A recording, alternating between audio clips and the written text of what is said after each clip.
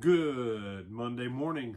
I'm Brian Reagan. This is Tyler Kelly. And we welcome you to Mornings with Brian and Tyler. Today we're in Genesis 28, 18 through 22. Tyler? Then Jacob rose early in the morning and took the stone that he had put at his head, set it up as a pillar, and poured oil on top of it. And he called the name of that place Bethel, but the name of that city had been Luz previously. Then Jacob made a vow, saying, If God will be with me and keep me in this way that I am going, and give me bread to eat and clothing to put on, so that I come back to my father's house in peace, then the Lord shall be my God, and this stone which I have set as a pillar shall be God's house, and of all that you will give me, I will surely give you a tenth to you. All right. Now, this has caused people some trouble. And here's why. None of you know what a God is. Brother, I've been going to church my whole life. I know what a God is. No, you don't. If you understood what a God is for, and I'll ask Tyler, see if, because I don't remember if you and I've talked about this too much. Tyler, what purpose does a God serve? When we use the word God,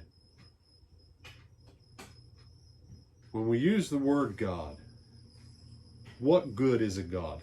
Why does God exist? Not why does the God of gods exist, but why does a God, any God, including the God of gods, exist? Give people something to strive for? Oh, you're almost right. Yay. Almost. A God exists to give in exchange.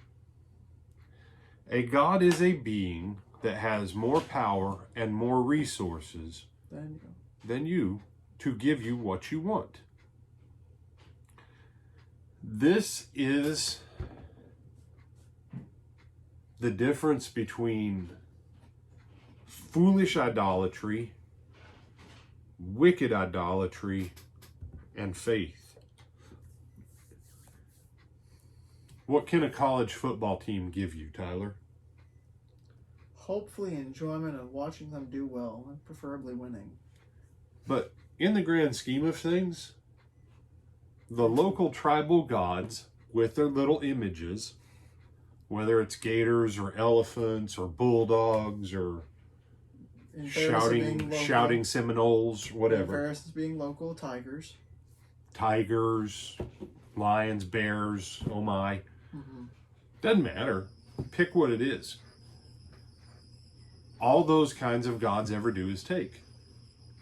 They take your time, they take your money, they take your attention, they take your devotion.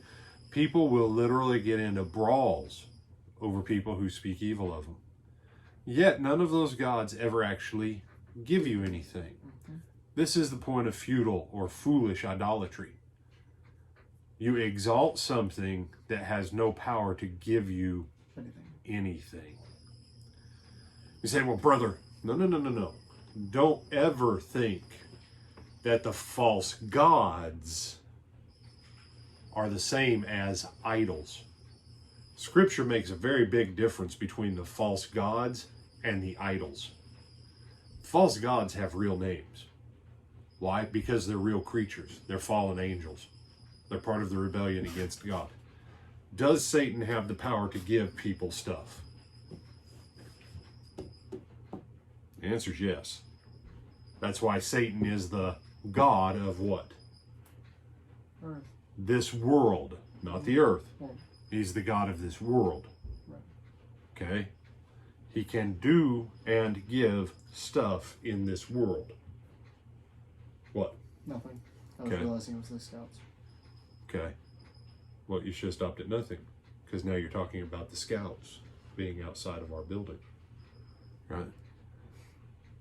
So when Jacob says, I'll let you be my God, I'll let you, now the word here is Jehovah.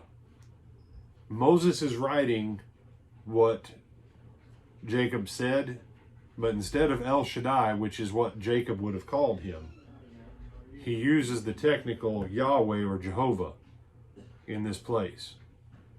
And Jacob's deal is this: if you as a deity want what I give in terms of worship, loyalty, and devotion, Here's the things you have to give to me.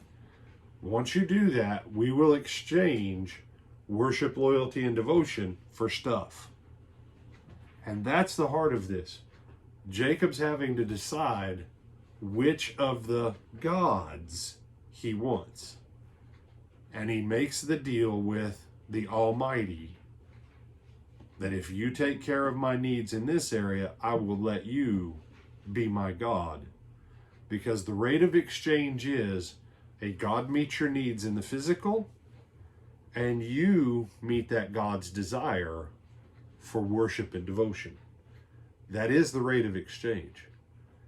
And because people don't understand that, when they come to the scripture, they don't understand the difference between idols, false gods, and the God over gods. And then that's why they don't understand this. Jacob wanted to know, if I make you my object of devotion, you're going to have to prove to me you're going to take care of me. And Isaac had to make that choice, and Abraham had to make that choice. Every generation has to make that choice. Some other thoughts? No, sir. All right. With that, I'm Brian Reagan. This is Tyler Kelly. We bid you good morning. We hope you had a great weekend. Lord willing, we'll see you tonight.